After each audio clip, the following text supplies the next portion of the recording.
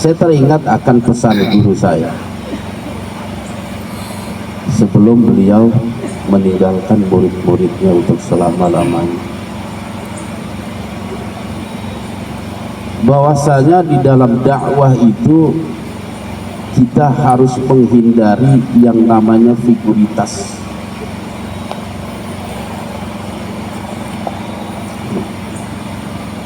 Dalam thariqat dakwah kita harus berusaha untuk menghindari figuritas, atau bahasa harokinya itu wala syahsi, kecintaan kita kepada individu, bukan kecintaan kita kepada thariqat dakwah yang seharusnya itu yang menjadi modal utama kita dalam bergerak. Di dalam haroki atau harokah itu dikenal dengan istilah wala syahsiyah. Satu pergerakan dakwah ditentukan oleh figuritas. Ini yang akan memadamkan thariqat dakwah Islam. Ada satu untayan kalimat yang sangat luar biasa yang Allah gambarkan di dalam salah satu firman-Nya. Saya teringat ini. Ini bercerita tentang pengikut Nabiullah Isa alaihi salatu wassalam yang berbunyi A'udzubillahi minasyaitonirrajim. Ya ayyuhalladzina amanu kunu ansarallah kama qala Isa bin Maryam lil hawariyina man ansari ilallah qala al hawariyuna nahnu ansarullah fa amana ta'ifatu min bani Israila wa kafarat ta'ifah fa ayatna alladzina amanu ala aduwwihim fa asbahu zahirin. Ayat ini mengajarkan kepada kita tentang satu pelajaran Nabiullah Isa yang diberikan kepada murid-muridnya, Hawariyun, yang berbunyi kama qala Isa bin Maryam, sebagaimana yang dikatakan oleh Isa bin Maryam lil hawariyin, kepada sahabat-sahabatnya yang berjumlah 12 orang. Man ansori ilallah, siapa yang akan menjadi penolong agama-agama Allah, siapa yang tetap berdakwah di jalan Allah, siapa yang tetap berjuang di jalan Allah.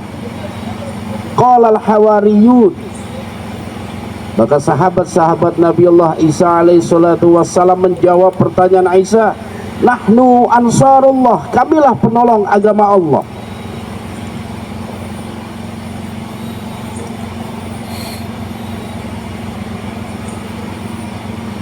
Jawaban yang luar biasa yang diberikan oleh sahabat-sahabat Nabi Isa.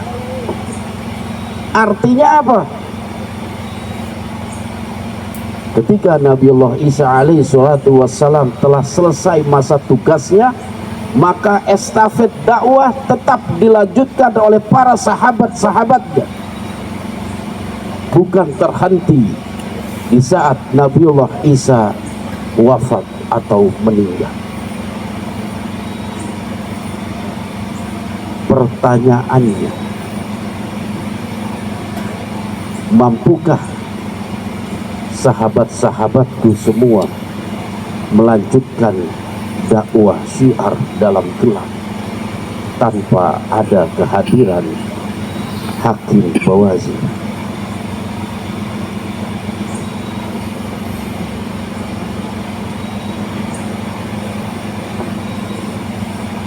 Karena terus terang saya tidak suka dijadikan figur. Saya dijadikan seseorang yang berbeda dengan yang lain. Tugas saya di muka bumi adalah bagaimana ilmu yang saya punya dapat saya amalkan dan dapat saya sebarluaskan, sekaligus saya menyimpan pondasi-pondasi dakwah yang saya berharap kepada murid-murid saya, mereka tetap melanjutkan thariqah dakwah ini untuk memberikan edukasi dan pemahaman kepada saudara-saudara kita yang masih hidup dalam kehidupan penuh dengan kebodohan, yang mereka tidak paham akan kebenaran, yang mereka tidak bisa membedakan mana yang sesat dan mana yang benar, yang mereka masih belum mampu untuk mengendalikan hawa nafsunya, hanya sekedar mencari keuntungan dunia.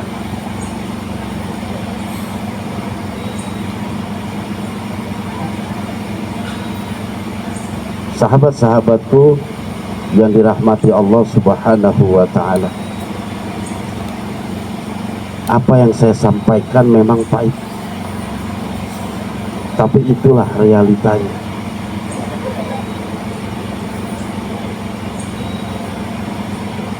Dan itu lahir dari hati saya sendiri, bahwa saya sebenarnya tidak ingin dijadikan sebagai figur. Cukup kalian mengenal saya sebagai hamba Allah, tidak lebih dari itu. Karena kedepannya tayangan-tayangan SDG akan mengungkit persoalan-persoalan yang erat kaitannya dengan apa yang saya sampaikan, sehingga dalam satu momen liputan emosi saya sudah tidak terbendung ketika saya ingin diangkat menjadi raja di alam gaib. Nauzubillah, summa nauzubillah. Raja di alam dunia aja saya nggak mau, apalagi di alam gaib.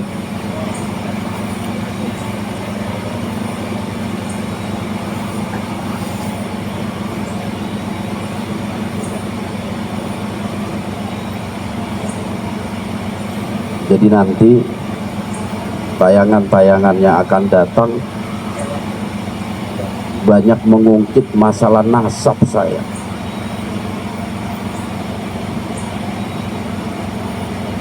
yang sebenarnya itu semua nggak perlu untuk diungkap, untuk disebarluaskan.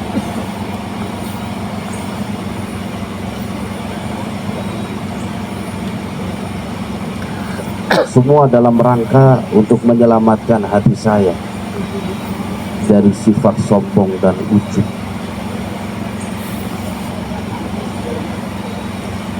Mudah-mudahan sahabat syiar ketika nanti menonton tayangan-tayangan tersebut bisa mensikapinya dengan baik dan bijaksana. Bahwasanya bukan itu tujuan saya membangun syiar dalam gelap ini.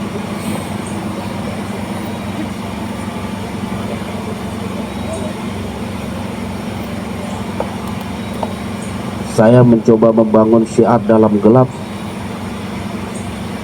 tidak lain dan tidak bukan hanya berusaha untuk membagi-bagikan apa yang telah Rasulullah Shallallahu Alaihi Wasallam wariskan kepada saya berupa ilmu, pengajaran, apa yang bisa saya pahami tentang ajaran Islam ini. Saya mencoba untuk menyebarluaskan, karena begitulah kewajiban bagi orang berilmu, untuk menyebarluaskan.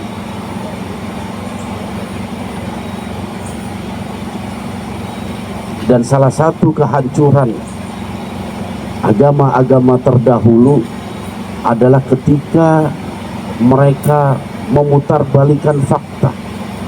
Yang halal dibilang haram, yang haram dikatakan halal. Satu keadaan bisa halal, satu keadaan lain bisa haram.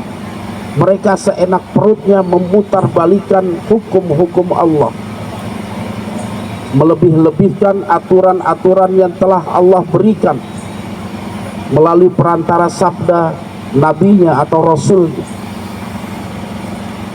sehingga hancurlah mereka. Bahkan kitab sucinya pun bisa direvisi dan diperbaiki.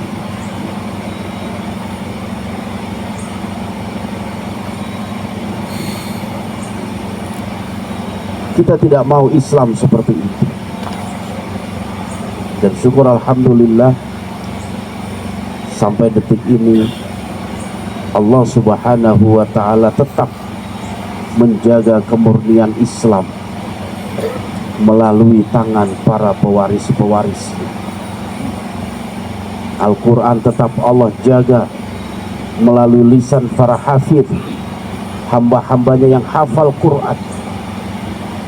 Dan mudah-mudahan apapun kelebihan kekurangan kita, kita mampu menerima Islam secara kafah dan kita amalkan dalam kehidupan kita sehari-hari. Untuk apa? Untuk bahagianya masa depan kita ketika berjumpa dengan Allah subhanahu wa ta'ala. Sahabat-sahabatku yang dirahmati Allah, sebenarnya banyak sekali yang ingin saya sampaikan, tetapi sekali lagi jangan habiskan kerinduan dalam satu malam.